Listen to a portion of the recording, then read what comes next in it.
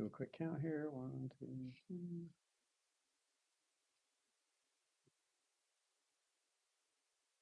Okay, we do have a quorum, so we can get going. All right. Well, I'll go ahead and call our December 11th, 2024 Washington County Coordinating Committee meeting into order. First item we have on the agenda today is public comment. Do we have anyone in Zoom in public comment? Stephen? I don't believe we do. We didn't have anyone sign up ahead of time, and I'll just ask if there are attendees and you want to provide comment, you can raise your hand right now using Zoom. Not seeing any hands. All right. That brings us to introductions and roll call. Do we have any substitutes today? Let's see. I do know we don't have a representative from the city of Beaverton. And I believe that might be our only. Yeah, rest of the names look the normal names. Yeah, Councillor Dunwell is stepping in as alternate. Oh. The mayor was unable to attend. Okay. Thank you. Okay, those are all that I'm aware of. All right. Well, this is our last meeting of the year. And with that, we have new folks coming in next year. So I'd like to recognize mayors who've been here for quite a while and maybe some little short timers. But first up, Mayor Callaway, want to thank you for all your service over the years to the City of Hillsboro and to the coordinating committee.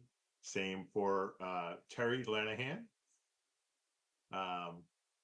We all know what you've been through out there in North Plains, and I know our last meeting, you were talking about becoming a Washington County planning commissioner or something. So maybe we'll see you there. Yeah, I'm not going to go anywhere. All right. And then Mayor Fitzgerald, she's not here today, but we will miss her. And finally, Mayor Jones, Stephanie, thanks for everything you've done. And I assume we might see you again soon, maybe not as mayor, but as a counselor or something I've heard.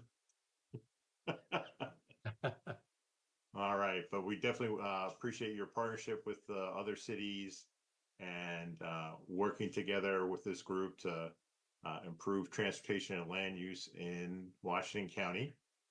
And hopefully you'll keep in touch because I know the circle is small. So I know we'll see a lot of each other again in the future.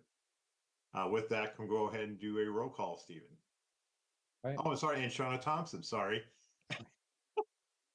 I think you decided you don't want to be mayor anymore, and you guys will pick a new mayor when you have your first meeting. Correct. There will be a new mayor next month.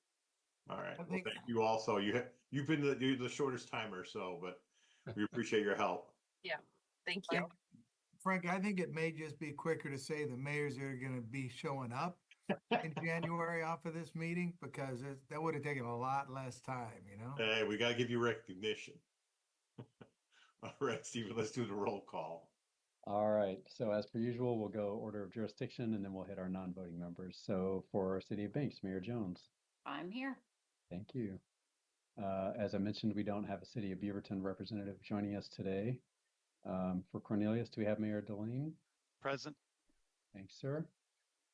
Don't believe we have our Durham representative. We'll keep an eye out. For Forest Grove, do we have Mayor Winslow with us? I don't think I've seen her yet. She might be teaching again. Yeah, we'll keep an eye out for her as well. City of Hillsboro, Mayor Callaway. For one last time. For one last time. Thanks, sir. King City, Mayor Thompson, saw you were here. Here. Thank you. North Plains, Mayor Linehan. Here for one last time as well. Excellent, thank you. For Sherwood, Mayor Rosner. I am here. Thank you. Tigard, Mayor Lou. I'm here. Great, thank you. Tualatin, Mayor Bubenik. Here. Thank you. For City of Wilsonville, I saw we had Councillor Dunwell. Here. Thank you. And for Washington County, Commissioner Fye.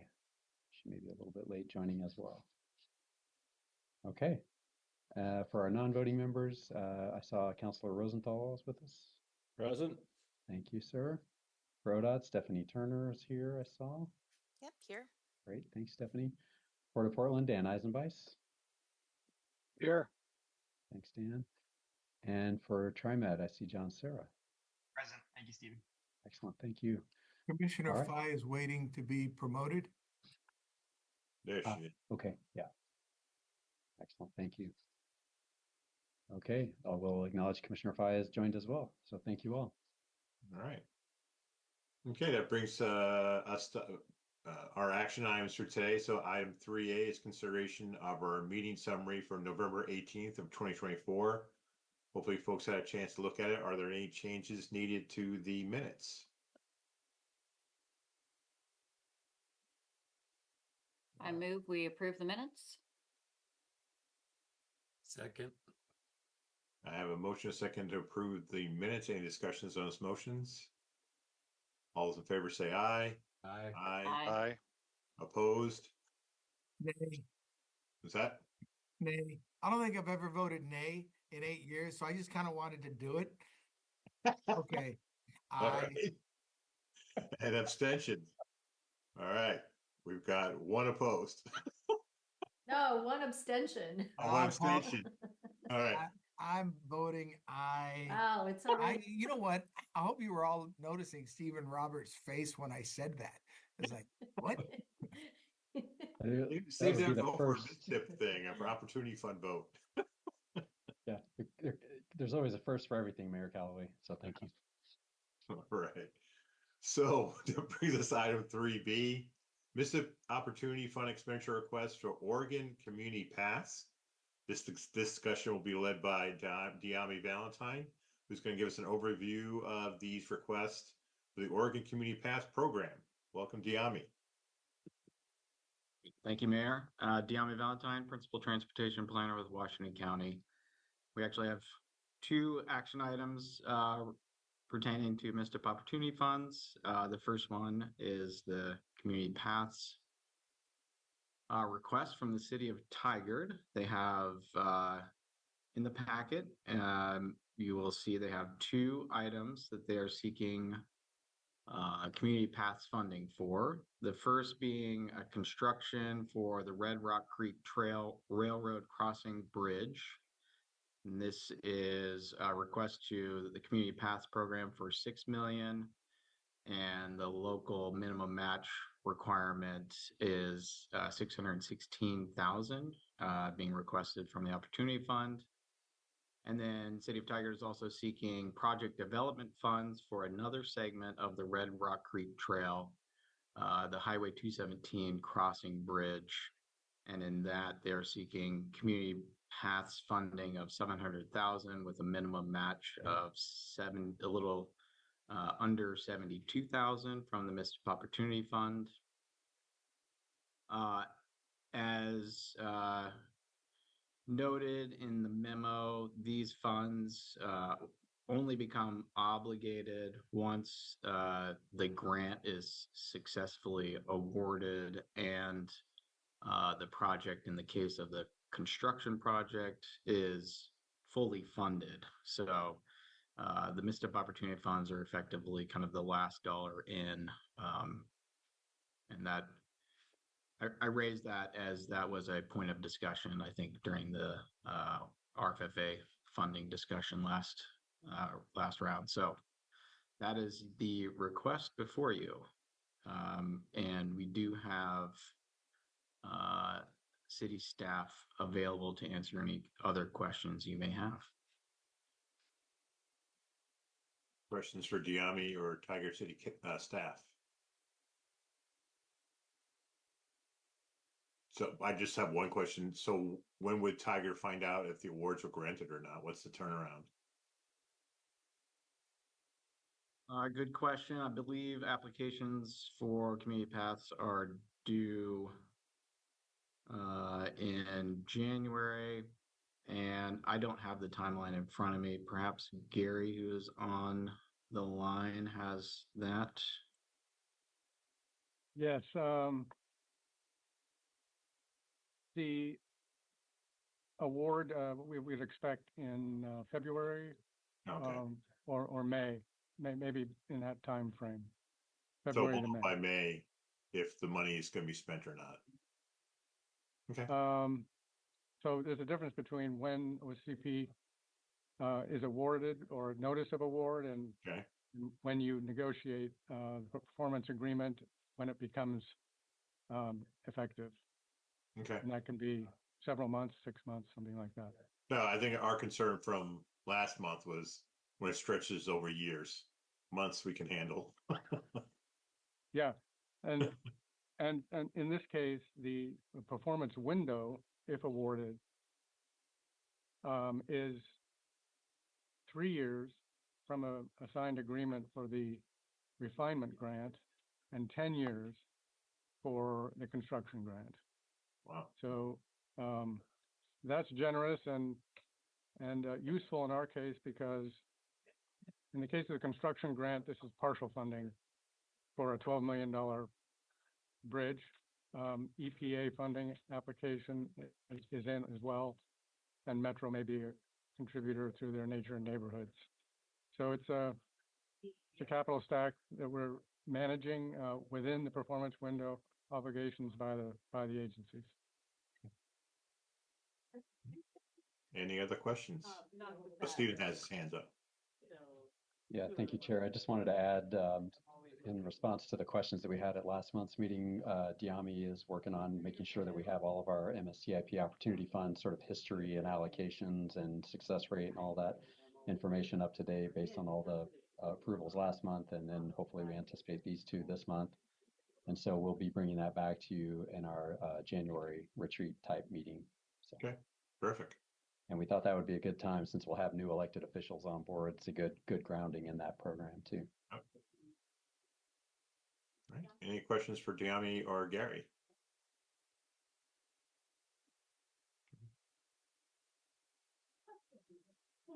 Anyone want to make a motion, Mayor Lube or somebody? Oh, Mayor Lube has her hand up. I wanted to say generally that this is really important for connectivity for our pedestrians and other individuals to get over 217 with this bridge. And it's been talked about in our community and really, really positive, and we're all very excited about it. So yeah, would love for this to pass and be supported. I want to know how you got your bridge price down to 12 million because ours is costing 23. That's probably a question for Gary another day. They shifted some of the costs of Sherwood. Oh, that's yeah.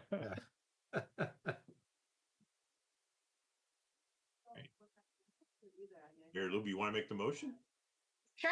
I mean, I move to approve the MSTIP Opportunity Fund expenditure request for the Oregon Community Pass program in the amount of $687,890 for the city of Tigard. Second. I have a motion and a second to grant the MSTIP Opportunity Expenditure request for Oregon Community Pass. Any discussions on those motions? All those in favor say aye. Aye. Aye. Aye. Opposed? Abstentions? It's unanimous. Congratulations, Mayor Lube. Thank you.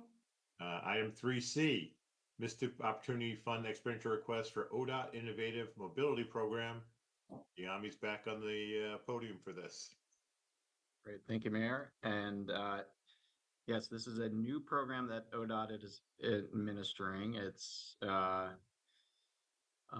there's two solicitations here, one for an assessment and study, as well and another solicitation for pilot programs for implementing new services that improve that demonstrate innovative mobility.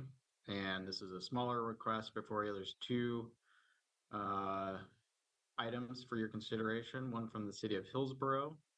They're pursuing a study and assessment of a Washington County travel market segmentation study.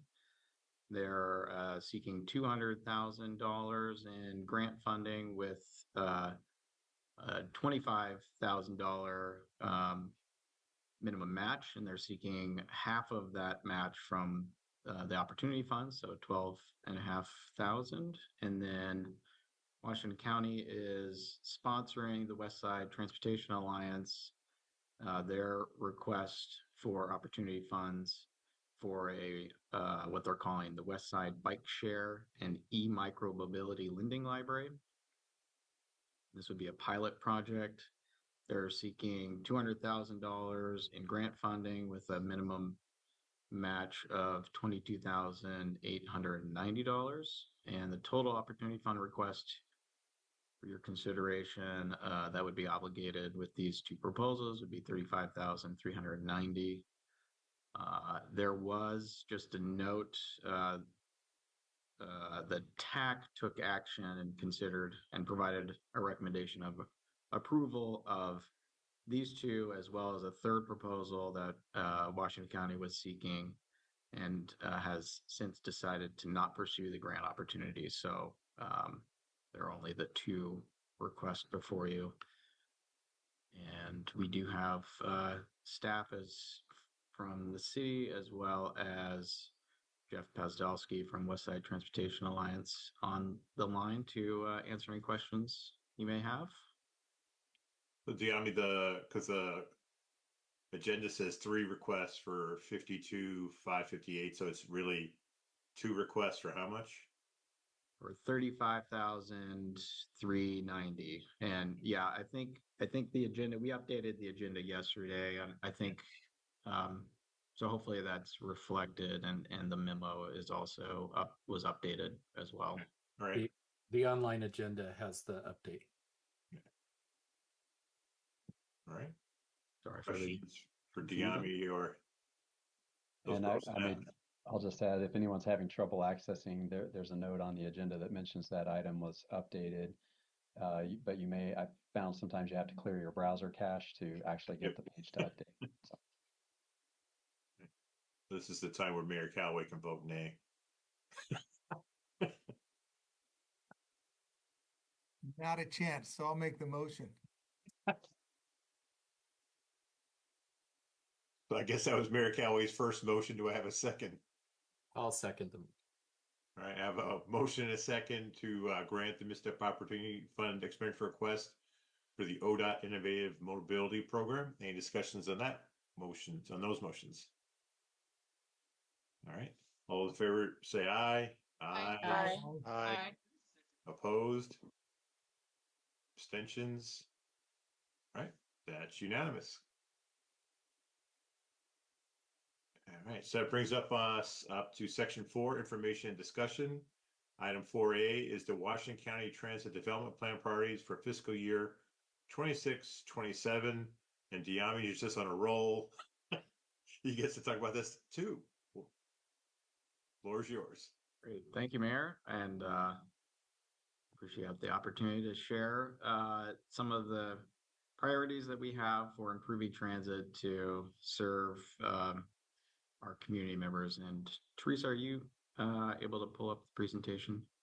Yes, I have it up. Okay. Oh, you do? Maybe I'm not seeing it. I'm not Just a seeing it. minute, let me share. Let me share. Okay.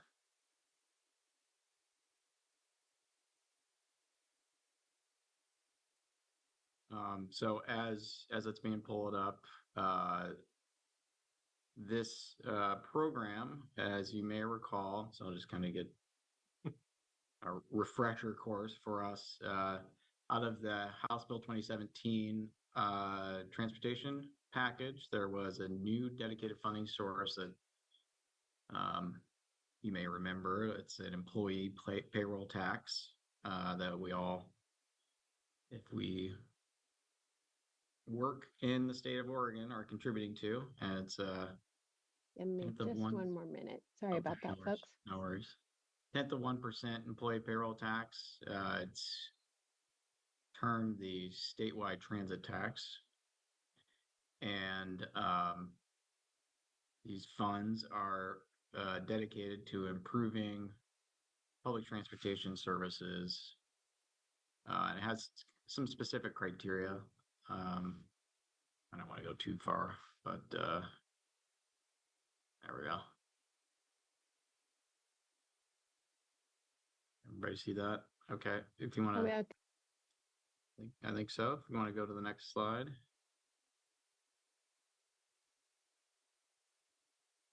Perfect.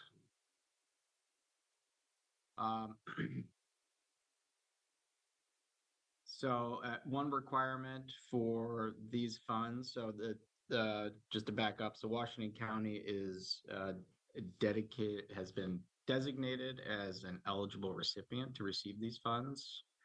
And one of the eligibility requirements is that we have a transit development plan. So we have an adopted plan. The board just took action on in December.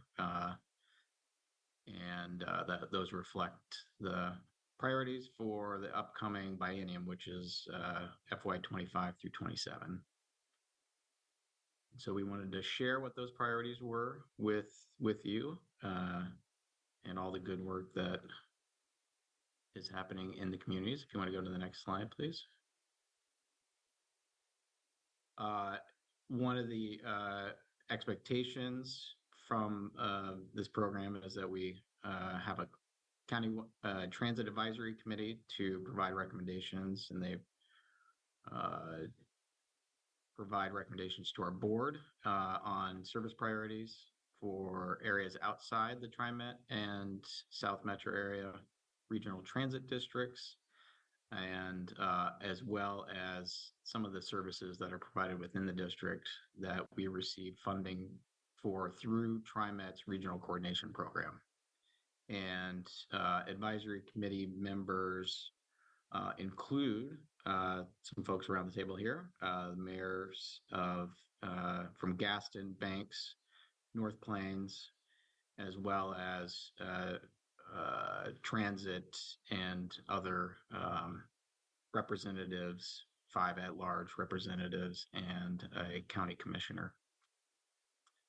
In this round, it was so appreciate Mayor Linehan and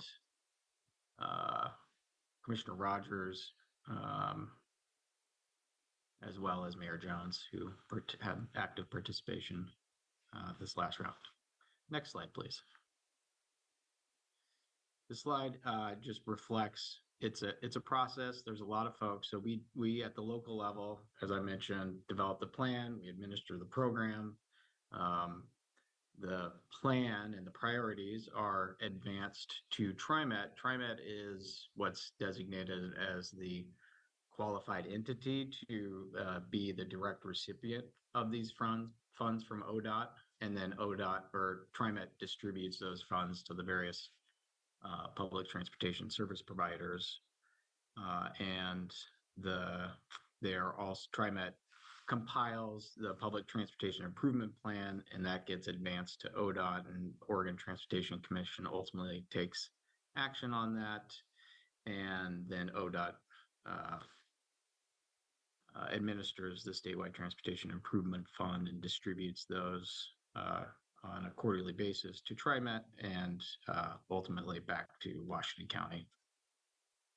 Next slide, please. So we couldn't do any of this without our partnership with Ride Connection. We have contracted with them since the beginning of the program in 2018. And if you're not familiar with Ride Connection, they are a private nonprofit that has served the region for over 30 years, providing primarily services for older adults and people with disabilities, but they have also been serving the communities of Forest Grove, Hillsboro, and Tualatin for a number of years with their community and job connector shuttles. So we really benefit from their experience and relationships with the community, and as well as the funding that we're able to provide really leverages and helps improve the funding that they receive through other sources as well. Next slide, please. So just a quick snapshot in terms of what the budget looks like for 25 through 27 biennium.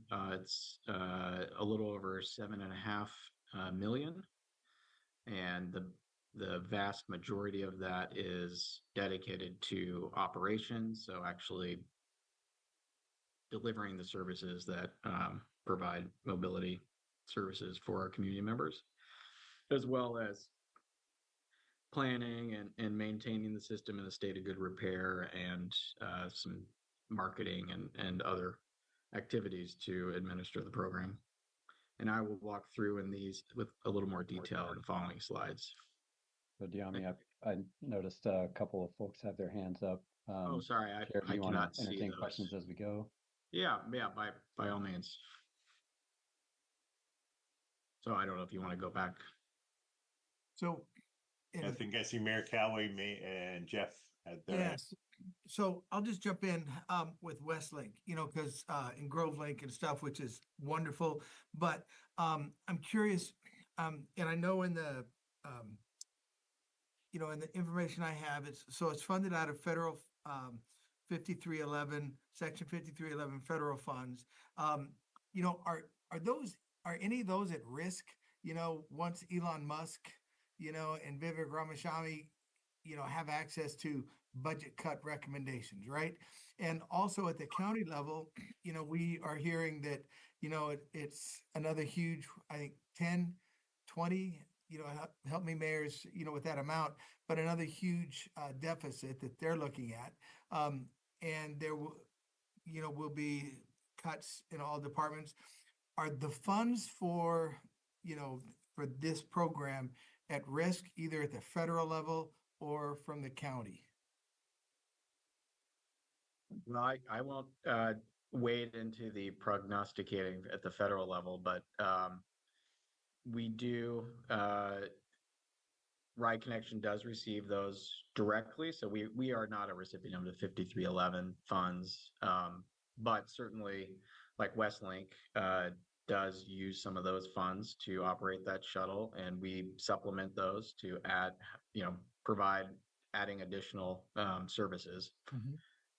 As far as at the county level and the Statewide Transportation Improvement Fund, because it is a special fund, it's not subject to any cuts out of the county budget at this time. It's the only thing that could impact funding would be a reduction in jobs. So revenue generated through the employee payroll tax could affect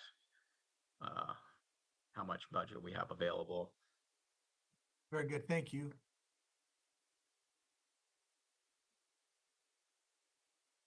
Mayor Dillon? Yeah, I wanted to say that we are in support that we finally got the expansion of bus service into Cornelius with the Grove Linked expansion, right?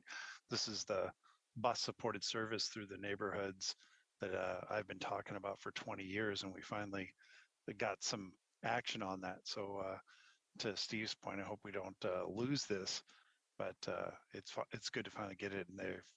I think we've got some roadblocks and silos to break down between TriMet and Grove Link and the other ones where you can't even share a bus stop, which to me just seems ridiculous. But it is good that we are getting some of this service, and it's good to see a smaller vehicle driving through the neighborhood supporting the traffic that we've known was available and necessary to be served for, like I said, 20 years. I'm just trying to think about how we get to the next level, and then maybe hopefully some of your slides are going to go on to talk about the next levels, right? That we continue to talk about at this table of Yam Hill, right? There's a service in Yam Hill, but it's pretty infrequent. So how do we make those connections into Newburgh, Yam Hill, and how do we get them to the next level? Thanks, Jim. Yeah. Great, thanks for that. Yeah, and I will highlight some of those opportunities and/or improvements. So what this slide is showing is the Westlink service. This predated our STIF program. As I noted, Right Connection kind of formalized this what's considered deviated fixed route out of their 5311 program, and responded to some regular trip patterns that they were seeing. So they made this kind of circulator loop between Forest Grove, Banks, and North Plains and Hillsboro a formal kind of commuter-oriented community connector service. And so we have been able to, with the STIF funds, allow Ride Connection to add midday service. So they're up to, I think, 6 trips a day now during the weekday. And so certainly opportunities to continue to invest in that service. And we've heard from those communities real appreciation for this. So yeah, if more funding became available, that would be an area to prioritize. Next slide, please. And then to Mayor Dillon's point about Yamhill County Transit, we have funds that are committed to kind of leveraging some of those services. So Tillamook and Yamhill, both counties have services that connect to and through Washington County. There's also Oregon, the Point bus that also connects to and through. So there's opportunities to leverage and supplement those services. So we have some funds dedicated to that. And the first opportunity that we've seen is really just ensuring that the operations remain. This is some operational assistance that we've dedicated for the Yamhill County Transit Route Line 33 that connects McMinnville to Hillsboro. They have some shortfalls, and so in order to ensure that that service remains, and primarily to the benefit of Gaston, which it's the only transit service that serves that community. Next slide, please. And then Ride Connection provides demand response services. So these are door-to-door, typically for older adults and people with disabilities.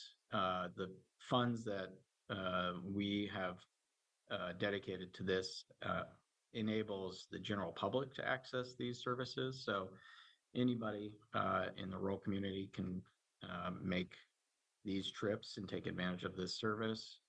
It also extends the boundary of more medical-oriented trips to the Willamette River. So those improvements were made during the last biennium, and so our commitment is continuing that level of service for our community members as well as expanding it. So we've actually added 100% budget to that service because of the amount of demand that it has demonstrated during this last biennium. And then I see Mayor Rosner's hand up. Yeah, so a question on this slide, that general trip boundary, how is that designated? You know, because as you probably know, Sherwood has a line, the TriMet line that just comes into basically one side of town, right? So I'm just curious how that line was determined. Yeah, that's a great question. I believe that is established by the 53, the funding program, the 5311 funds, kind of, I don't have a great answer. It's somewhat arbitrary, I believe. And I wish there was somebody from Ride Connection here who could provide a better response. I can certainly look into that more closely and follow up with you. That would be nice because, we have, it's obviously not following the TriMet boundary. We have, major areas like Hillsboro that are covered, and, I'm not casting any shade on them, but we could sure use that service as well in Sherwood. It's lightly covered. Yeah. Yeah. Yeah, and that this is an opportunity potentially where with the additional funds that we bring to the table, they may be able to extend that boundary for general trip purposes as well. So that's something we could explore. And then second question, could you go back to the last slide real quick and just remind myself here?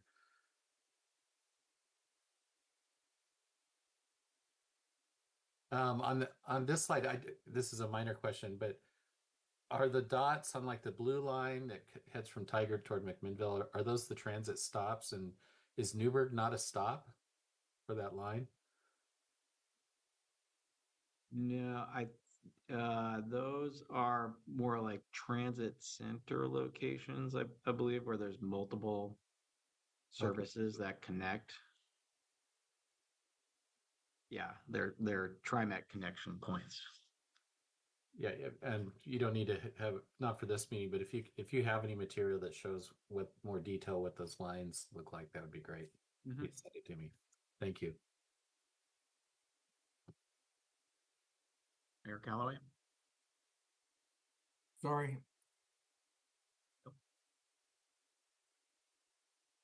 Counselor Rosenthal? Yeah, a question on looking at that figure.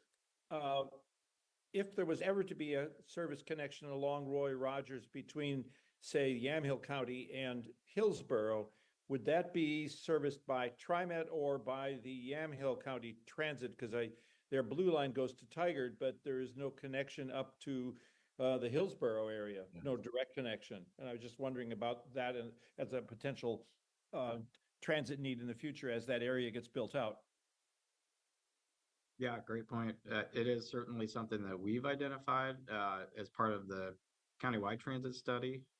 We've identified that opportunity, and I think TriMet has also identified it as a potential opportunity, but it's further out at this point. I will say that there is, and later in this presentation, we include a slide about a pilot project that Ride Connection is launching for micro transit service, which will benefit the kind of South Beaverton, River Terrace area. So not making that direct connection, but making some improvements to those areas that are lacking transit service currently.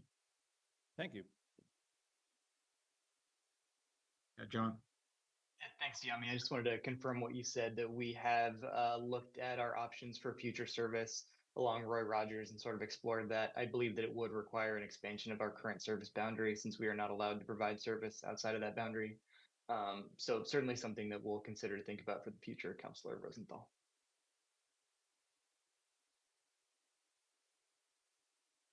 Great. Teresa, you want to go to? Yeah, okay.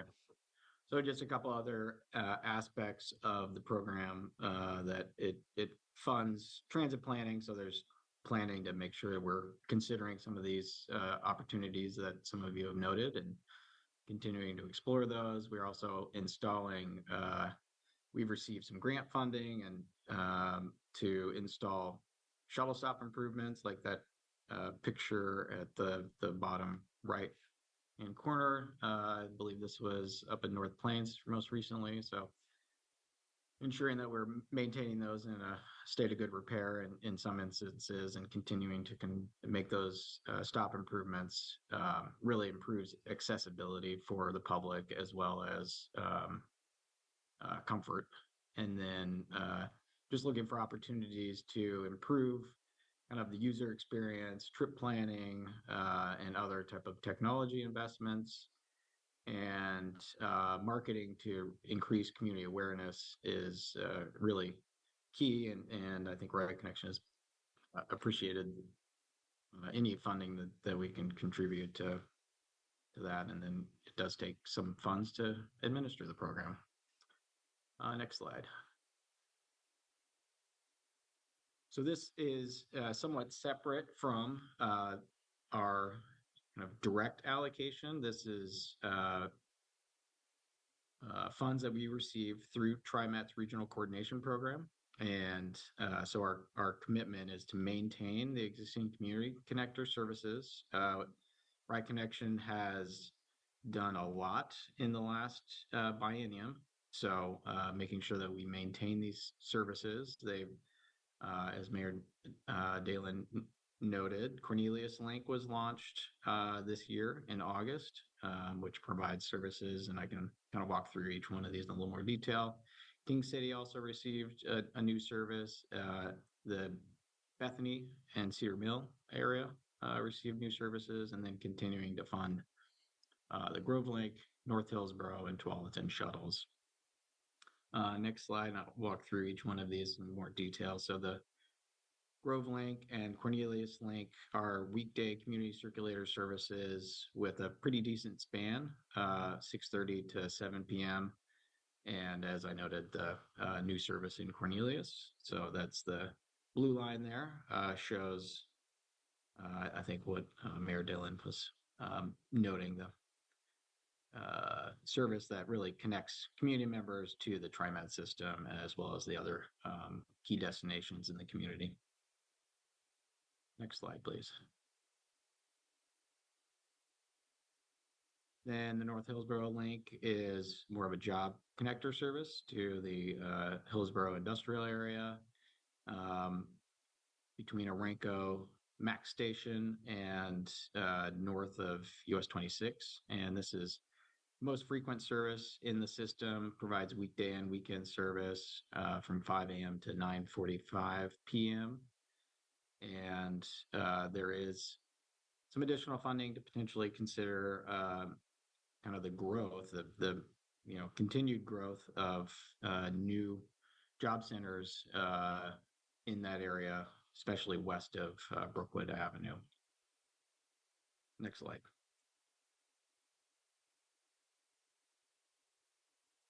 And then the new Bethany Link service, this is, I think we might have skipped Tualatin. Was Tualatin not in there? We skipped Sled, or is that? Oh, there we go. Okay, yep. Tualatin Shuttle. This is one of the longer running shuttle services. It has two lines, the blue and the red line. And this is all day service from 5:30 to 8. And then this also includes that new King City route, which there was the King City Rightabout, and it kind of extends that to along Durham Road. So it provides connectivity to Tigard High School all the way to Bridgeport, and then down to the Tualatin Commons area and west. And so looking forward to continuing that program and those services for the upcoming biennium. The next slide, talk about the Bethany service, which connects Sunset Transit Center and points like Columbia Sports, Sunset High School, as well as, and all the way to PCC Rock Creek in the North Bethany area.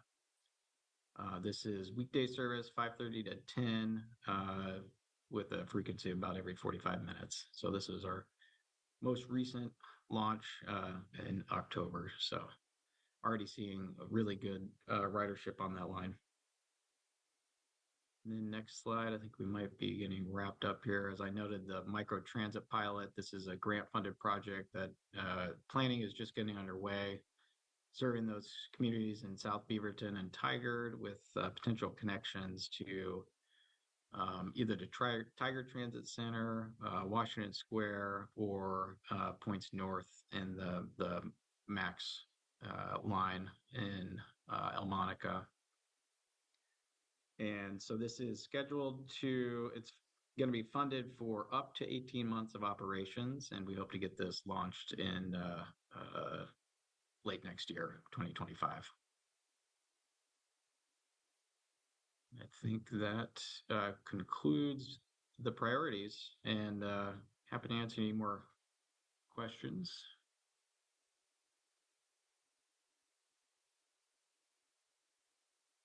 Any more questions for Diami?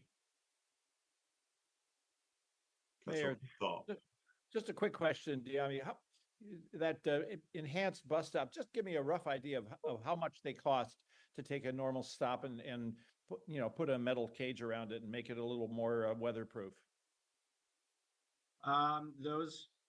That stop improvement that you saw, I think those run, I mean, at a fixed cost, they're about $10,000.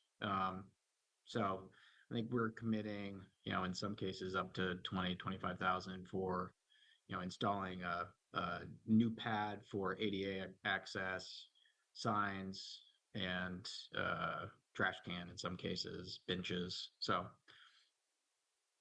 fairly small investment in terms of overall cost, but great benefit to the rider.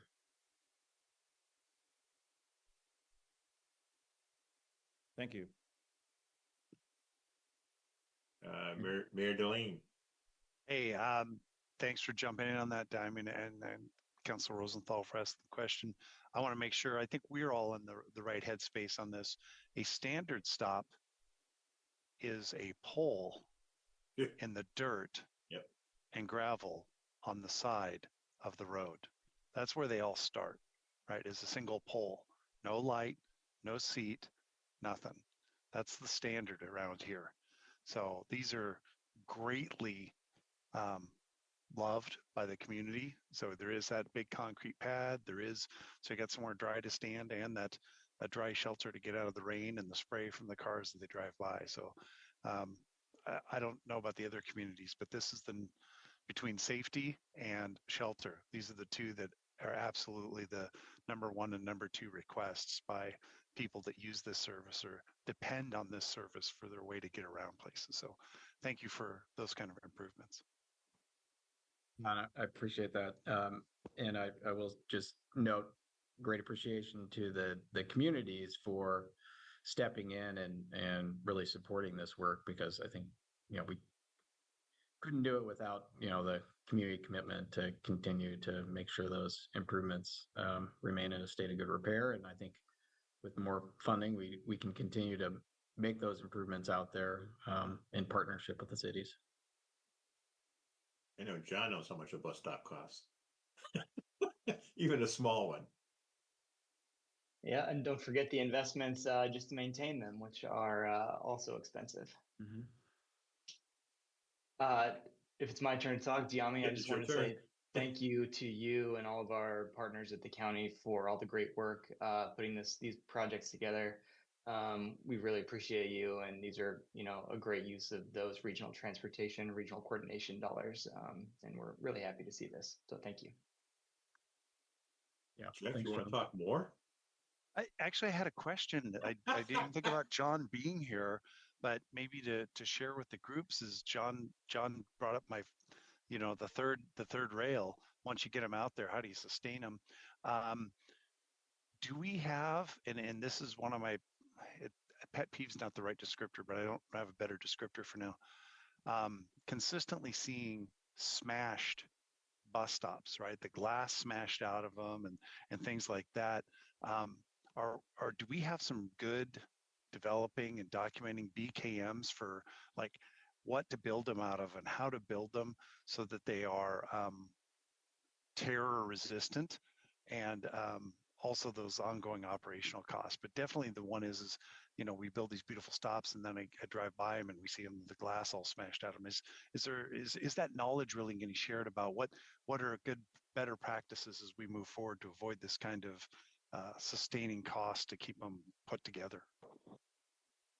Yeah, thank you, Mayor. I can only speak on behalf of TriMet here, but yes, we've invested a lot of money and research into creating plans for new types of bus stops that we'll be implementing. This is a little ways out still, but we'll be doing kind of a wholesale, revision of what our bus shelters look like. As well as changing the materials of what the current shelters are built out of.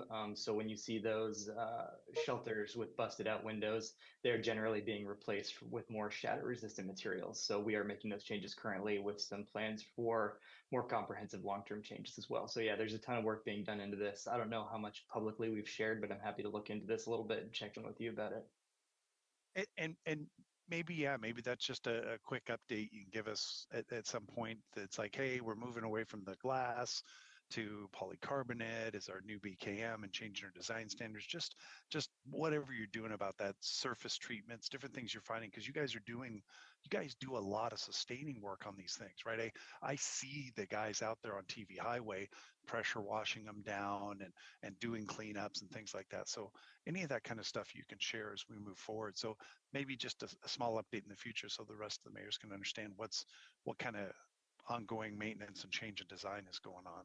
I think it would be good for us to know. Thank you. Yeah, I'll dig into that, Mayor, and get that for everyone. Thanks. Steven. Thank you.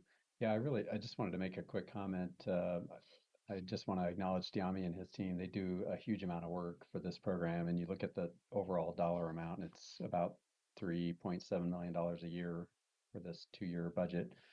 But this is money that goes such a long way in really making a real difference for a lot of our community members. And so I really applaud the work that they're doing.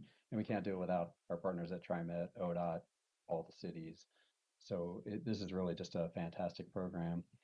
And I'll note that, one of the things that the transportation system, it's all integrated. And so, we're out spending multiple times over this amount on capital improvement projects, but we need those improvements to lay the groundwork for successful transit, right? Make sure that people can walk and bike to the bus stop, that there's actually room for the bus and, all things. And so it really is an integrated program. And I just want to really, really highlight the return on investment on this program is really huge. Generates a massive amount of paperwork, which Diami and John and others are probably painfully familiar with, but really a great program.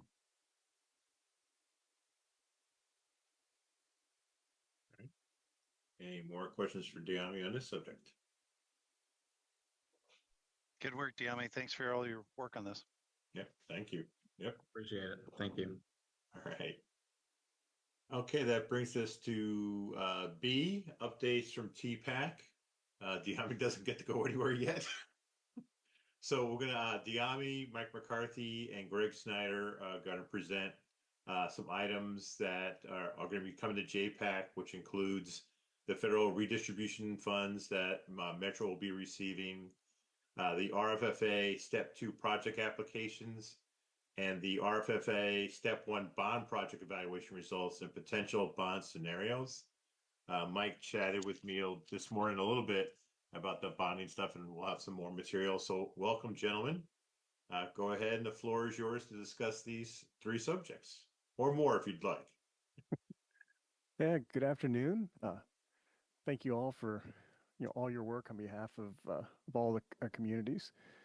And I'll walk through some of the basic agenda. I'll be looking for Greg and Diami to jump in with comments and thoughts, and other staff to jump in with comments and thoughts as they become appropriate. The first couple items are more reporting. The third one I think will be a bigger discussion item. First one is redistribution of supplemental federal funds. Translated, our region has been pretty good at getting federal money obligated and spent and getting projects done. And as a result of that, when the federal government claws back money from regions that have not been able to spend money, they redistribute it to regions that have been successful so far. So our region has received $13.6 million of federal surface transportation block grant funds. Of that 13.6, Metro is committing 10 million to funding or supplemental funding for projects that are already within the federal funds or RFFA funds. They've received applications for funding for 12.4 million for about 10 projects. That includes 500,000 for the Fano Creek Trail project in Tigard, about 1.3 million for a THPRD project along the Beaverton Creek Trail. And one of the next questions will be how to narrow down 12.4 million in applications to 10 million in actual funding.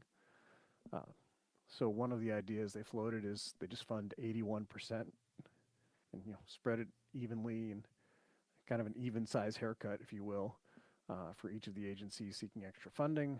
And then there's some other possibilities they'll be considering. I think more to come from Metro on that one. Greg, Diami, anything to add there? I don't think so, Mike, only in the fact that we're good in the obligation. Metro's done a pretty good job, although our rate has been declining. And so we're looking to get that obligation rate up back over 80% and hopefully in the high 90s this time around. All right. Yeah. And I'll just note the other portion of those funds that Metro is committing is to help in support project development, recognizing that that's one of the risks that they can potentially mitigate and make that our delivery obligation, see those numbers increase.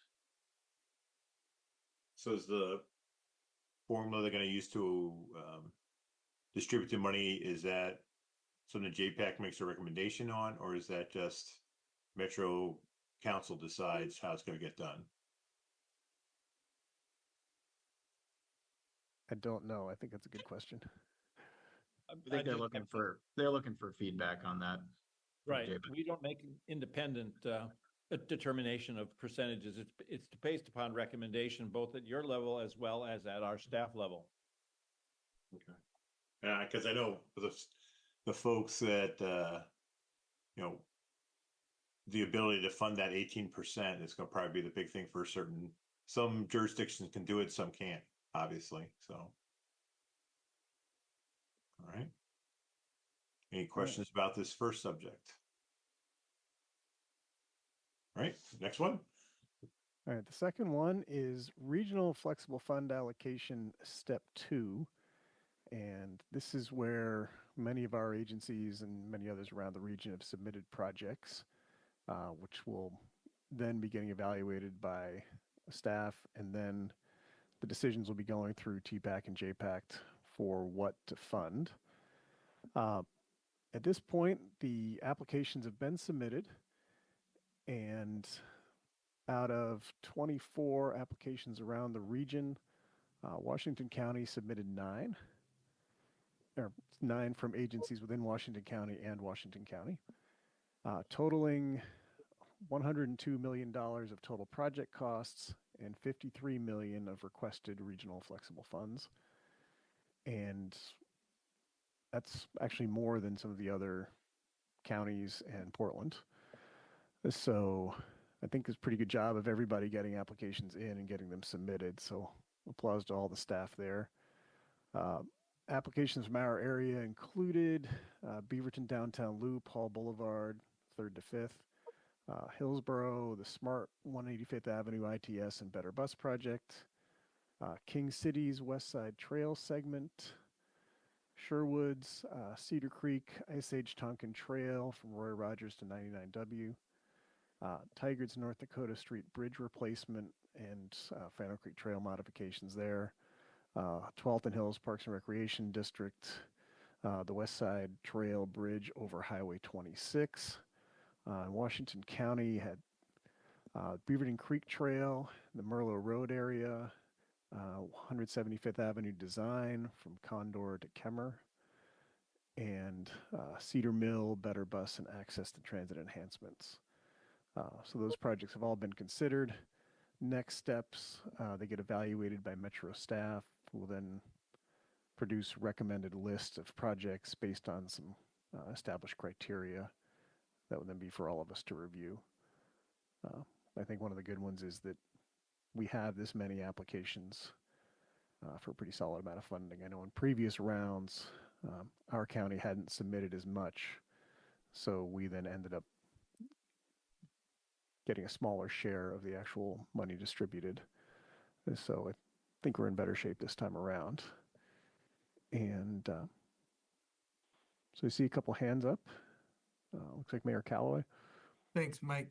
My opinion, and it probably doesn't matter, but for 27 days, but, when we presented that we have, more out of 9 out of Washington County, which is more than Portland or the other 2 counties, but I would just point out that, Portland is in Multnomah County, which gives Multnomah County 10 or 9, I'm sorry. And, so I think, it's still an uphill battle, when, Multnomah County and is still putting in the same number, and East Multnomah County, has issues. And so, we still are, I think, in a position of having to, fight hard just to get what we are, I think, due, when it comes to, I guess, just equity and equality. Certainly, we can use any word we want, but I'm glad we have 9, but it's still going to be a lot of work to get those 9 across any finish line. Yeah, thank you. We are prepared to advocate on that in that way. So are Counselor Gonzalez and I. Good. Thank you, Counselor. Mayor Rosner. Yeah, just a quick question about process. I know that since these are federal dollars, there's federal requirements the projects have to be evaluated against, but I'm just curious within that, is the committee advising staff on criteria to evaluate the projects? What is the criteria that staff is using when they come back with recommendations? We haven't seen them put that forth yet. What they've used in previous rounds and what I'd anticipate in this round would be using the goals of the regional transportation plan and then criteria to try to get to those goals and to try to see how well each project would fit within that, along with probably some evaluation of project readiness and likelihood of it getting delivered, and probably a metro analysis of any hurdles that the project would be running into as the agency's trying to deliver it. I just will add, I'll concur. I mean, how it fits in with the RTP and the goals of the RTP, whether it's implementable or whether, as you said, there's a roadblock that hasn't been identified. Those would be some of the key criteria. Thank you. I might add a couple other key criteria are going to be the level of risk that you have in these projects. Each of them is along in their project development timeline. Some are further along than others. And then one thing that's, we just talked about it, the redistribution funds is inflation and making sure, these dollars are going to be spent in the year 2028. So you have to make a forecast of what inflation is going to be in 2028. And I know that for the City of Hillsboro project, we've been tracking our SDC rates and inflating our project costs using those, which have been very helpful. But there's some real nuts and bolts type of evaluation that's going to occur too on the scoping side. And I'll just add, one of the other lenses that everything is looked at right now primarily is through the safety lens. For example, the downtown Hillsboro, downtown the Beaverton Loop has a lot of safety elements. Some of them have more than others, and it adds some pluses, you might say.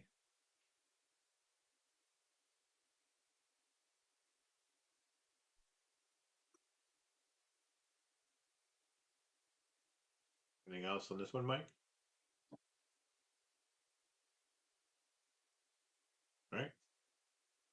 All right. Now the bond question. Here we go.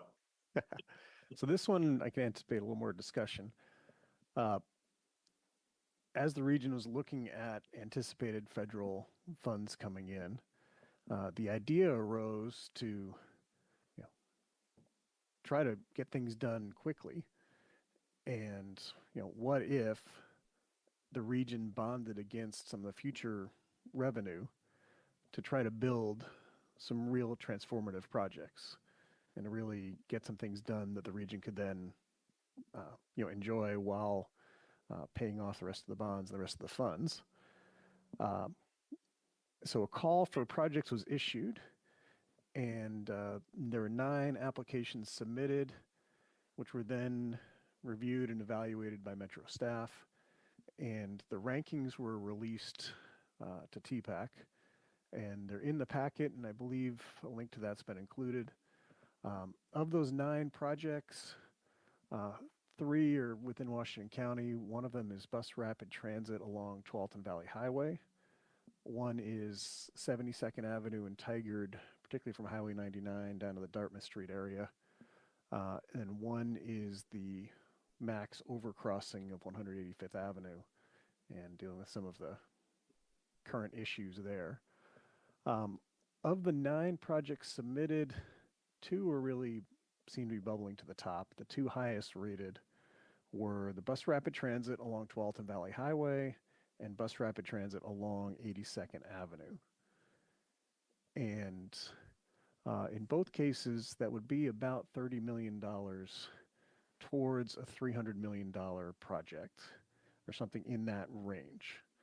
So it would be a fairly small portion of the project and somewhat early funding. So it wouldn't be like the last dollars to complete and make the project possible. but it'll be early funding to get the project going. I think some agencies are trying to make a case to staff for higher rankings on some of their projects. We'll see how that turns out. But just from my read of the tea leaves, it looks like the two that are the highest are the two bus rapid transit projects on TV Highway and 82nd Avenue. And Greg or Diami, anything you want to add there? Diami, go ahead. Yeah, I mean, I was just going to add in terms of the interplay between the step 1 and the step 2, there's going to be, there's implications on the bond program and how much is obligated through that bond program and its effect on available funding for other purposes, more discretionary, the step 2 funding, for example. So they've talked about the bond package being anywhere between 60 and 110 million. And so part of the next step Metro is looking to develop a couple of bond scenarios that will obviously evaluate that impact and a package that considers the overall obligation. And then just in terms of how the projects were evaluated, they were evaluated against 3 kind of aspects: bond purpose and principles. And there was program direction early on that was discussed by JPAC and Metro Council, RTP goal advancement, and then a project delivery assessment. So some of that risk factors. Maybe just talking about a couple things at the end here. Those two bus rapid transit projects are kind of uniquely situated. And they are because they're very similar. They're very similar in cost and very similar in length. And they're all they're both big multi-jurisdictional projects that are going to require funding from a lot of different sources. But because of that, the first thing is that both requests are equal. So in other words, the TV Highway project is asking for the same amount of money as the 82nd Avenue project, and that makes them equal. And it's good that Metro has positioned those two projects like that. We wouldn't want to see one larger request for one than the other. And they also provide service, just transit service that goes across regional boundaries or local jurisdictional boundaries. That's also really important. A lot of the other projects like the Tigard project, or there's a 99E project, or even the 185th Avenue, those are more spot or localized projects, whereas these big transit projects are corridor scale in that regard. As Diami mentioned, there are 3 categories. There's these large capital investment grants, the second category being transit vehicle priority, and the third being first and last mile access to transit. And really the question is, should we pick a project, or one or more projects beyond the 2 bus rapid transit ones at all? Because if you add 30 and 30, you're at 60 million right there. And maybe there's not much more room to go to 70, 80, 90 million. So, the question is, well, maybe do we stick with those 2 projects and maybe bump up the requests, and that could be the bond? Or is it more kind of a sprinkling of money? Do we want to put little pieces of money in a bunch of projects across the scale? And as we were reminiscing about that at TPAC, that's really the discussion at hand at JPAC this coming up on the 19th, is what type of a program do we want? Do we want to go all in on 1 or 2 projects, or do we want to sprinkle money around? And like the Burnside Bridge is going to be $1 billion project, or $800 million project. You add 20 million to it, it's a small amount. It's a single digit percentage. It's not catalytic, it's incremental. And I think that's how at TPAC we're thinking about it. Do we want incremental funding, or do we want catalytic funding? And that's kind of the framing that at least at TPAC there was a lot of discussion over. And I think it begs the question of if the contribution is 10 or even 15% of project cost, like fairly early in assembling the funding, does that really provide the sort of transformational investment that I think was envisioned when we started talking about the bond?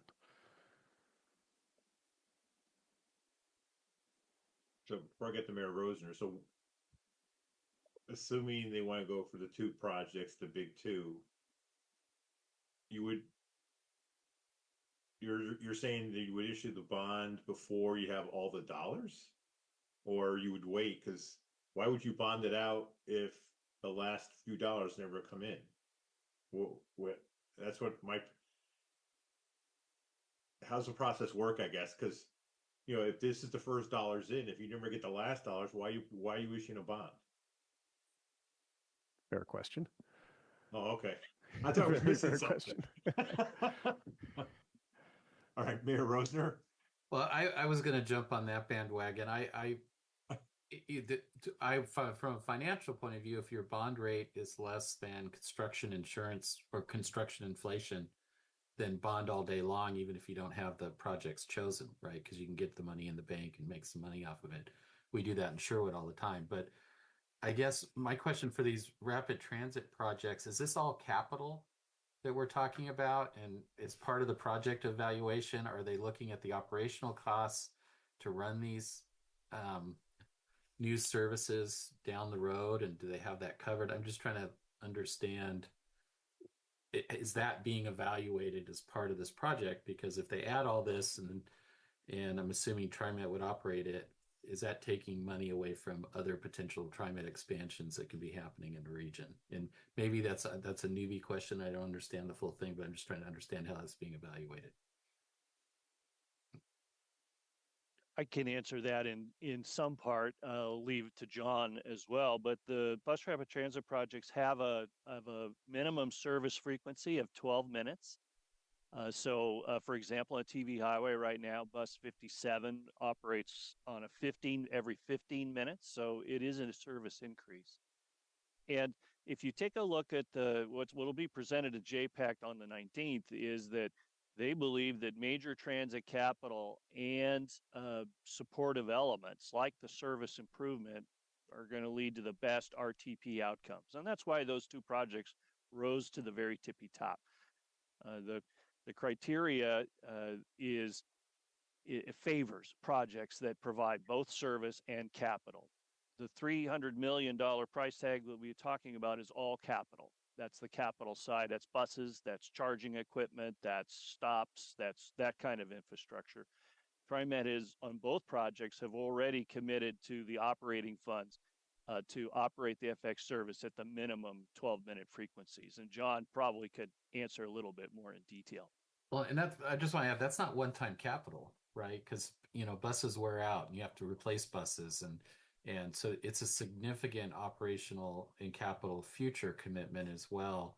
And I just want to make sure that that's playing into kind of our regional priorities, because you've heard me say it before, we're lacking all kinds of service on the west side here in Washington County in terms of getting people from their homes to their work centers. And I don't want to cast shade on the need on those two projects, but I'm just concerned that we're taking away a lot of potential expansion dollars down the road, even though it doesn't directly tie to this specific one, capital injection at the beginning of the project. So when we get to John, I'd like to tack onto that. My interpretation of BRT, you need an additional lane. And how's that going to happen on TV Highway? As opposed to put more buses down TV Highway, which is already congested, you're going to throw more buses on it. Sorry, Jeff. That doesn't solve the problem. Councilor Rosenthal. Yeah, it does not.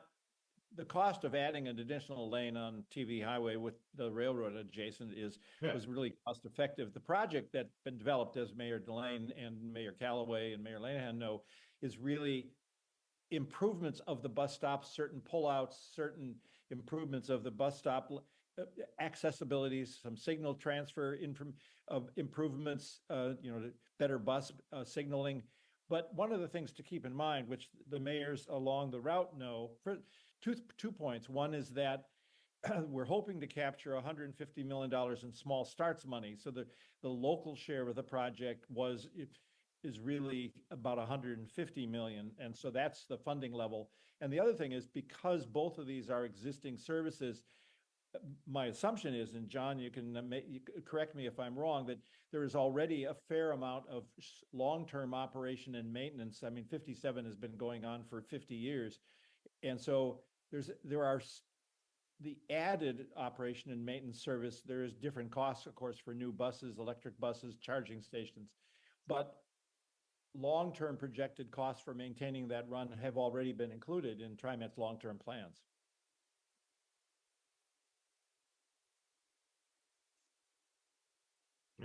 John, you're up. Yeah, I mean, great answers by Councilor Rosenthal and Greg. I think you both have been pretty intimately involved in these processes so far, so I think that's all correct. Yes, in terms of what constitutes a BRT project, yes, that's kind of a sliding scale. Ideally, on the far end, there is an extra lane. It is a very involved and big program.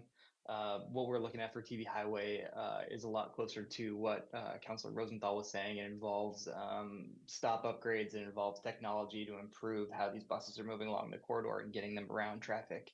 And it also includes the bigger buses as well. And that is what constitutes the bus rapid transit for this project. But it would unlikely be that full program where it is an extra bus lane for the entire length of that corridor, just because it is, so fantastically expensive considering the corridor and the constraints with the train and the railroad right there. Mayor Rosner, you had a couple questions about capital and operations funding. Remind me if I missed anything here. But yes, the funding that would be coming through RUFA would be for the capital part of these projects. And yes, we are constantly evaluating how projects and additional new programs will impact our maintenance and state of good repair costs in the future, and evaluating them against the capacity that we already have and the resources that we already have to make sure that we can pay for them. So that is something that we're always focused on here. We are also looking at ways that we can increase our revenue in the future. One of the ways that we've talked about is changes to the STIF, the STIF program in the future, and incrementally changing that to increase funding that we have for operations in the future. So those are different ways that we're looking to add capacity. But yes, we are making sure that we are able to pay for that with the resources we have now, and in a way that minimally impacts our ability to continue to expand service in areas like yours as well. Thank you. Yeah, and I just to close out my thoughts on that, hopefully that you're looking at the incremental impact on long-term expenses and capital expenditures, for those service improvements. And just a general comment, they are regional projects. There's no question about that, but they're just improvements to existing routes, existing areas that we're serving. And I'm really looking forward to the day when we're talking about brand new transformational routes that really help out this side of the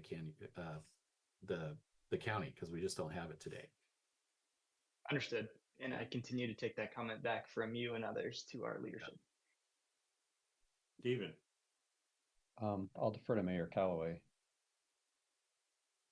Thank you. I might suggest humbly, Tim, that some of these upgrades will be transformational routes. These will be like brand new, if that makes sense. And I understand what you're saying, but I'm also saying just the quality will be better. But as I understand it, we get $150 million, federal funds, right? And so that money has to be last in. So this is stuff that has to go in kind of first and early in order to trigger, other funding. So that's my understanding, but I'm open for correction if I'm wrong. And I don't disagree with you, Steve. I think more my comment is for the future, and we have to get some of these other projects ready when these funding opportunities arrive. Otherwise, we'll always be in this position. Agreed. And I always feel like we're trying to do new things at the same time we're trying to play catch up. Yep. And at some point, it just makes sense to get caught up on some things, so anyway. Even.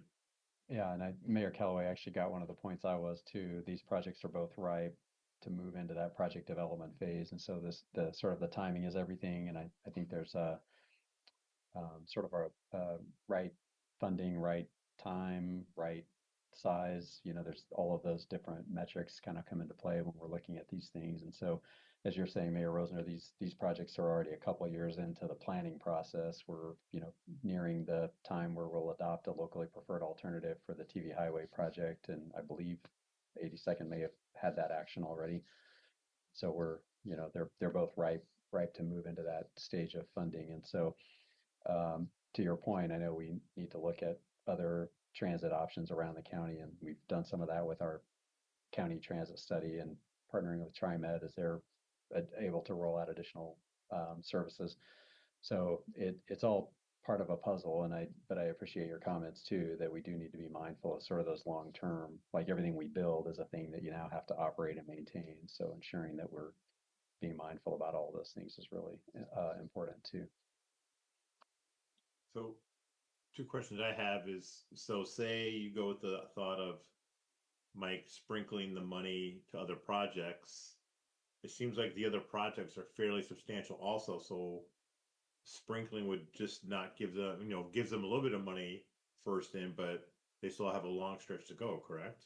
Like say, you were mentioning like Tigard's, Hillsboro's overcrossing.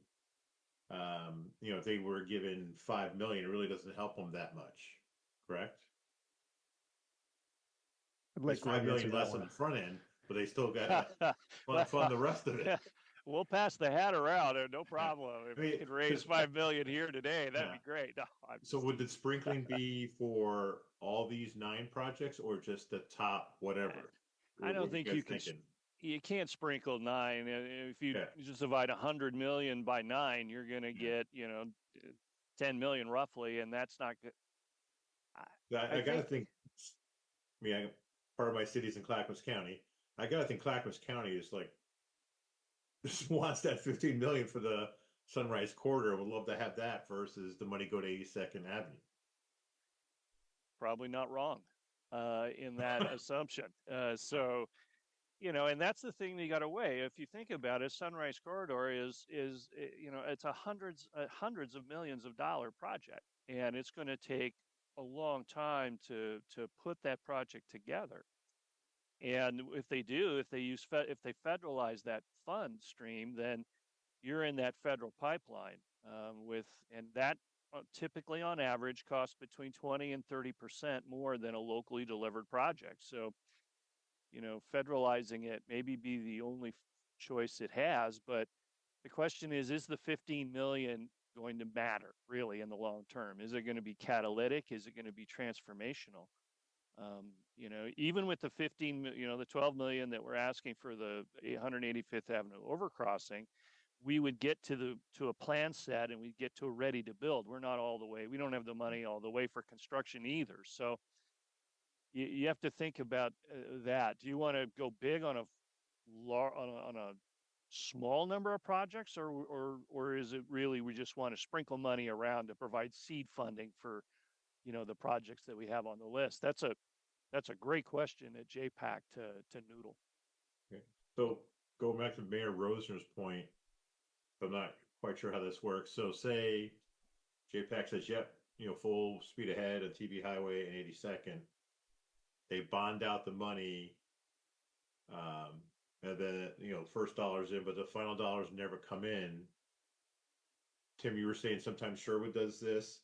Do you release the project basically never gets funded? What do you do with that money, and how do you pay it back? How's that work? You're muted, Tim. The example I was thinking about when I said that is we just redid our URA 2 years ago. And even before we had all of our projects ready to go because interest rates were so low, we bonded against absolutely as much as we could and put it all in the bank, and we're making money on it. So that's where my point is. If the interest rates are right and you factor in the inflationary costs of construction, it makes a lot of sense because you can get things done quickly, and or you could just a lot of times you can make more money having invested than you can. And then if it just doesn't work out, you just pay off the bond. Yeah, debt. exactly. Yeah, Okay. exactly. It only seems like a few of us are talking. Any other comments? Any guidance you'd like to give TPAC? It seems I'm getting the general read. I could be wrong here that generally we're kind of supportive of going big, but be a little bit cautious about the bond. The sprinkling probably won't work. But going big maybe on this cycle will work for most of us. So Mayor Lou just popped up. You have any comments? I mean, if you're quiet, it's only been like 3 of us talking. I just rejoined the conversation, so I'm not up to date Okay. on what you're talking about. Yeah, All right. I had a meeting for the last hour, so I'm back We're now. just taking all the money away from Tigard's projects and moving it to Multnomah County. Nothing to worry about. I guess I have a question on that. I'm trying to understand if we're bonding against future revenue, are we limiting our choices in the second, the third, and the fourth round of our conversations, or basically taking money away from potential projects that we don't even know what those might be 2 years from now, 3 years from now? But Tim, I guess then we're in the same situation that we're in now, trying to catch up while we're trying to do more. I totally understand. I'm just asking the question so I can understand it. And I've never seen a construction project go down in price, right? It's only gotten more and more expensive. And I made this point at JPAC, because every month we start off acknowledging those folks that have died in the 3-county region, as bicyclists, pedestrians, car crashes. And, if we're serious about honoring them, then bond it and fix this shit now. Just continuing to kick the can down the road, until it gets stuck in a pothole just makes no sense. And I would, I'd love to see somewhere if there's, over the course of 20 years, what we pay, what we pay back in interest plus, the initial amount. How does that compare to the cost of the project, not doing it in year one, waiting 20 years and then doing the project? And then let's compare those two amounts of money. And I would be willing to bet all of the money that's going to go to Tigard, I would be willing to bet that it's going to be greater, in terms of waiting 20 years to do that project, as opposed to, bonding, doing the project and paying it back. I mean, Steve, your math is 100% correct. That's not why I was asking the question. I was asking a question just so we're all eyes wide open about this, what this means for future cycles. I agree with you 100% that the sooner you get these projects done, the cheaper they're going to be. In construction inflation for government projects is out of control as far as I'm concerned. So I don't disagree with you at all. I just want to make sure we're all eyes wide open on what this means for future projects. So what's the timeline? So say, how long is this project? These two projects. So say we to get selected for funding, they do the bonding. When would the actual work get done? I mean, is this numerous years out? What are we looking at? What's the project timeline on this? In an ideal world. I can answer that. Oh, John can answer that. Actually, Yami, if you got a better answer, it might be better for you to answer. But I think we're looking at between FY28 and 2028 and 2030 for these projects. With 82nd Avenue coming first. So that's what I understand. Be done TV. So everything will be done by 2030. Well, that's the current timeline. Ideal. Okay. Yeah. Right. And then we should be clear too. We're talking about project development funds, and so that's done. Say I think 2028 maybe is the target for completing the project development phase, and then moving it into construction, ideally kind of in the 28-29 timeframe. So yeah, we're still 5 years out probably from completion, but looking to move as quickly as you possibly can with a project this big. So to Mayor Rosen's point, that those millions of dollars that you've bonded are basically committed for quite a bit until you figure out if this is going to happen. Yeah, and I think just for context, I believe the thing that created the space for Metro to consider bonding these additional funds was retirement of some, was it Green Line bonds, or I think it's or orange, green or orange line. So these are things that happened quite some time ago, and so those bonds are being retired now. That frees up some additional capacity. Okay. Well, the question of when you proving I mean, I don't have a problem with the projects. I just wanted to understand what the impacts down the road were going to be. I think the question on whether you bond or not and the timing of the bonds are purely financial. What kind of interest rate are you bonding against versus what can you make by investing and having it sitting in the bank? That's the timing of that, and when you do that and how you do that. That's a financial decision in my mind, outside of whether we're approving the project or not.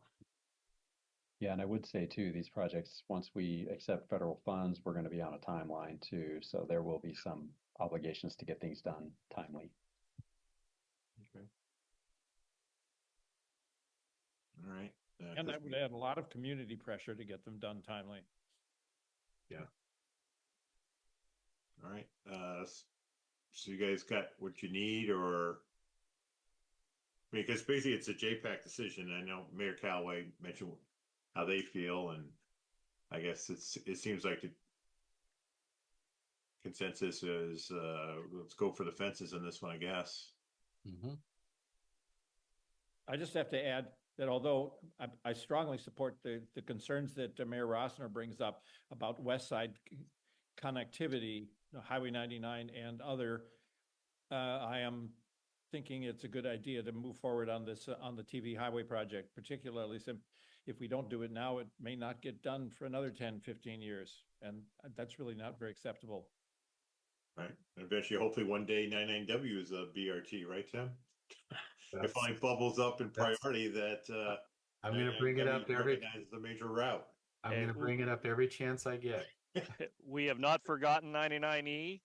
We mention it a lot at TPAC and at the WCCC TAC. So trust me, that corridor has not been forgotten. Yep. 99W. Oh, yeah, sorry. Wait a minute. Yeah. County.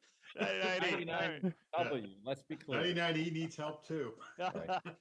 I like the W better than the E, though.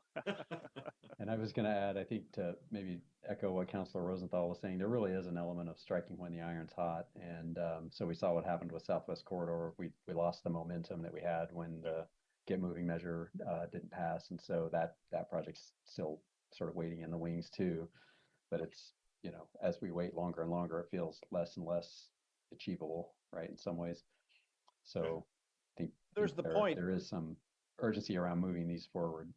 And there's the point that's not minor in the fact that we have a lot of communities out there that depend on this, and we've done a lot of outreach, our staff particularly, and the cities, to contact them and say, what do you want? And they've been very proactive, particularly in Hillsboro and Cornelius, and to then say, oh, wow, we did all this work and you're not going to get anything would be, it has its other ramifications in long-term perceptions. Mm-hmm. Okay. All right, because we're getting a little closer to our end time here, I'll move this along to the JPAC agenda review. I guess this will be Mayor Callaway's last little review of JPAC, and if Commissioner Fye wants to join in, that'd be great. Actually, Commissioner Fye is going to provide this. All right. He's already passing the baton. I got you, go. Mayor. I got you, Mayor. Okay, so I'll provide a quick update on the upcoming JPAC agenda and key items that are impacting our region. So obviously the first agenda item is the approval of the November JPAC minutes, which is a standard consent item agenda. And then Councilor Simpson will give a brief update on the Cascadia high-speed rail. And then The other agenda item that I'll just say the title of it because we've had an in-depth conversation just now, and I don't think everyone want to rehash what was just talked about, is the rougher project evaluation and bond scenarios. And then the other agenda item on the JPAC December 19th meeting is safe streets for all. And this is an update agenda item, and we'll hear about that initiative. And then, as always, at the end of the year, there will be a discussion about the work plan for JPAC next year. So those are all items on the agenda. Thank you, Commissioner Fye. So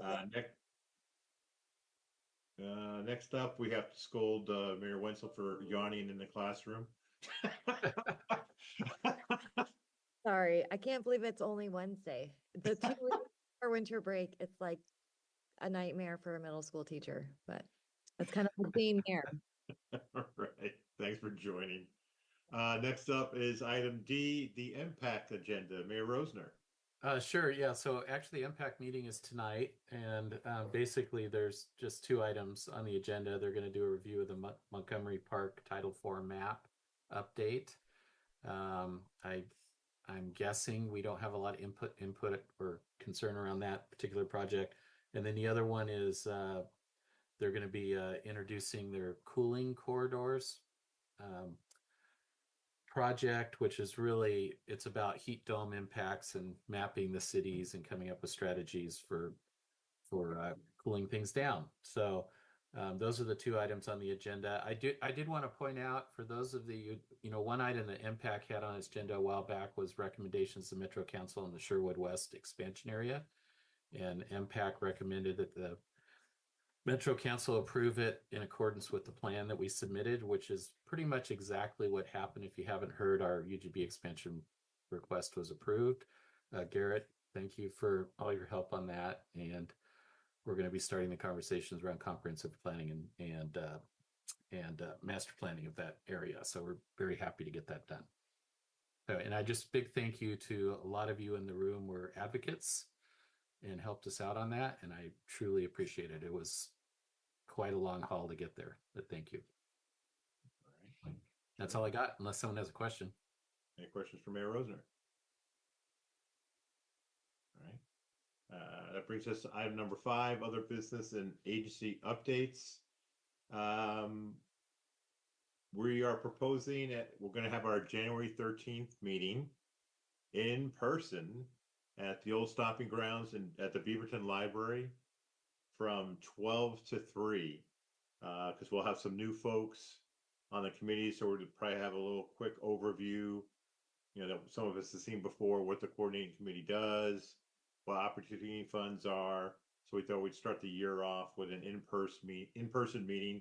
So if you could look at your calendar and make sure January 13th is open from 12 to 3. We do understand that's a little extra hour, but we got a lot of stuff to pack in for that in-person meeting. Does anyone right now know that that might be an issue for them? Who's going to be around next year? I didn't raise my hand. I'm sorry. Yeah, you did. I see your hand up. I was like late. I like unmuted and then raised my hand. I'm like way out of it today. It might be a problem for me, but we just did, Forest Grove's charter is a little bit different. It's going to change, but we just swore in 2 new counselors, and one of those new counselors is going to be the alternate for WCCC. That's Angel Falconer. So I might see if she can come and get the orientation if that's all. Okay, cool. Yep. I was going to offer to cover for you, Mayor Wenzel, but I think that's a much better choice. Hey, Councilor Rosenthal, you still have your hand up, or? Okay. All right, so put that on your calendars, January 13th, 12 to 3, Beaverton Library. At that meeting, we'll be holding an election for the new chair and vice chair. Unfortunately, Mayor Linehan was supposed to take over for me next year. That's not going to happen. So the floor will be open for nominations and the vote for both chair and vice chair at that meeting. And I think, what else do I have here on my list? for R1 Act, Stephen, what was the deal? Do we have to do nominations today, or is that, or we're going to talk about people who are interested for R1 Act? They might be nominated. We'll do the whole process in January. Is that for both positions or just the one? Should be just Mayor Callaway's position, I believe, will be vacant. Yeah. All So right. I think we can do that in January. Their first meeting will be February. So Mayor Lube and I think Wenzel, they're good. It's just Mayor Callaway's. I believe that's correct. Okay. So think about if you're interested in joining R1 Act. You can make some phone calls and stuff like that. Let us know you're interested in filling that position. I think that's covered. So Mayor Wenzel and Mayor Lube, any updates on R1 Act? Do you have a meeting? You had a meeting in early December, correct? Yeah, I wasn't able to attend. Mayor Wenzel, were you there? Yes, I was there. So they really focused on some climate initiatives and receiving, I think there was like a $10 million grant that was received from ODOT to do charger infrastructure, some different things. And so they're really working on obligating those funds. I mean, I'm just going to be pretty blunt. They're working on obligating all those funds, you know, as quickly as possible because there's a little concern that with a shift in administration, there might be a clawback on climate action support through funding. So that was like the main topic was an update on that. And then a little bit of an update on the governor's budget. So that's what was covered at Region 1. Okay, because I know, we got that the EFI grant, and we are scrambling to get that contract done with transportation before the new administration. Our understanding is that they can't claw it back, but that when the new administration comes in transportation, things could be on hold for quite a while. Like we were told about the bridge last month, that Greg is hustling to get all the money he can right now before transportation goes into almost limbo when they're trying to find where the pencils in the bathrooms are for 6 months. So, Stephen, you have your hands up, and then Steve. Yeah, I wanted to, before ex-Mayor Callaway goes, I'll just jump in with a few things. Just a reminder that in the packet, if you want to go ahead and look at the dates, we do have the draft 2025 meeting schedule in there throughout the rest of the year. And then Teresa Gardner should be sending out those meeting invites, I believe, later this week, so that we'll get those all on your calendars for the upcoming year. And a reminder again, just that we are planning that in-person January 3-hour meeting. So looking forward to seeing you all there. Well, many of you. Stephen, thanks for sending out those in Outlook. That's really nice. Really, I don't know about the others, but it helps me that when you push those into my calendar, then they really take up that space, and I don't commit them away to something else. Yeah, likewise. Yes. Mayor Callaway. All right. So this is just me looking out for those of you who are going to be there in January. 12 to 3 is a long time. So is Washington County providing lunch? Is the host city of Beaverton providing lunch? Or should people eat before the meeting starts or just bring their own brown bag to eat during that time? Bitter still, Steve, from the other day? Bitter table for one? Bitter? No, I don't even know what you're talking about. Yeah, we welcome you all to bring your lunches. I could say It'll be a Washington brown bag County and affair. Beaverton in the same budget situation. Yeah, I think we might be able to spring for some baked goods or something to just keep you alert for those 3 hours. But some Kirkland bottled water. I was gonna say, yeah, The they can small afford ones. bread and water. So yeah, so I guess we know it's bring your own lunch. So be forewarned for the meeting. All right. So anything else for the good of the order? Any county or city updates?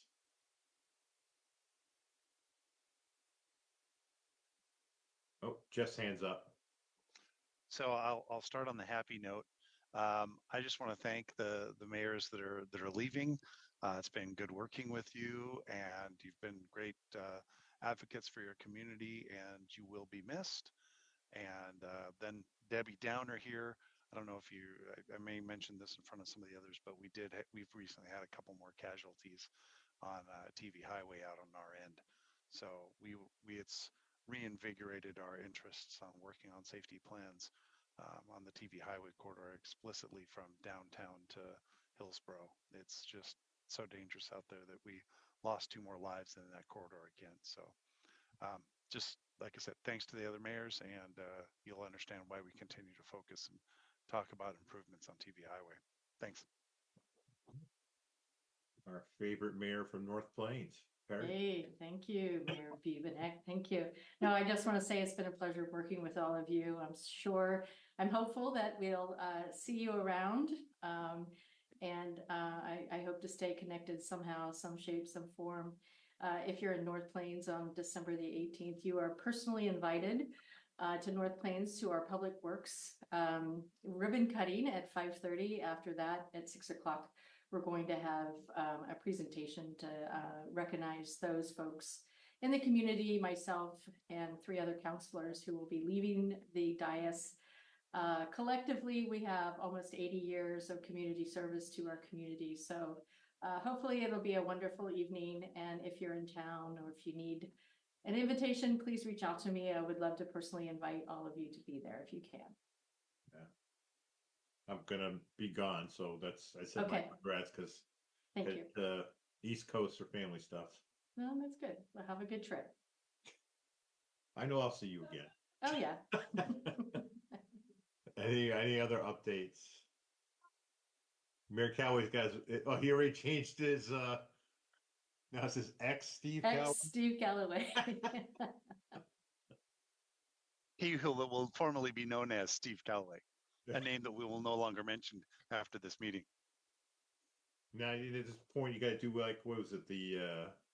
What administration like glued all the keyboards and everything when they left the White House? Take out the W's.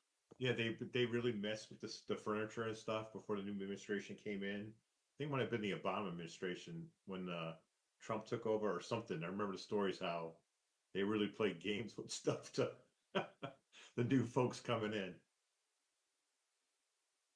All right. Well, I'm seeing nothing else. So we got a few extra minutes here. Thank you everyone for joining today. Again, thank you for the mayors we won't see next month. Thank you for all your service. Have a happy Christmas, happy Hanukkah, happy New Year, and we'll see you again all in January. Thanks, everyone.